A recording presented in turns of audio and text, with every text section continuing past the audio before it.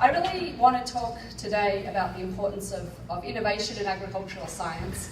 And I'll come at it from a perspective of a geneticist, which is what I do in my day job, but more also from the importance of communicating the message of innovation. Because we thought we would be able to use this technology without any concerns, because we're not introducing a transgene into the animal. In this case, we're using naturally occurring alleles.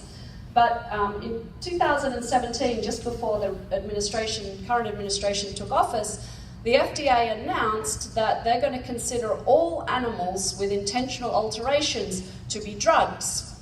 And so overnight, my little hornless calves went from being calves to being drugs. And they can't enter the food supply anymore without going through a drug approval process with the FDA. And I would argue that this little guy, he's not a drug, he's a calf. And calling him a drug is a real issue, because then every single edited animal has to go through a separate multi-year regulatory evaluation before they can enter the food supply.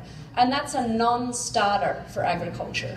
So, okay, I work at a goofy university, we can absorb that cost, but the industry can't. And so effectively this proposed regulatory approach is going to take it off the market. And so it really, to me, doesn't make a lot of sense to regulate polled Herefords as calves and polled Holsteins that we produced using genome editing as drugs. And that's the current approach we've got. Sonny Perdue, to his credit, has said, if you do an analogous edit in plants, go to market.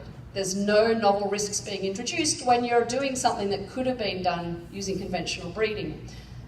And we've got a 180-degree different approach in terms of the FDA as it relates to gene-edited animals. This is within one country, within the so-called coordinated framework.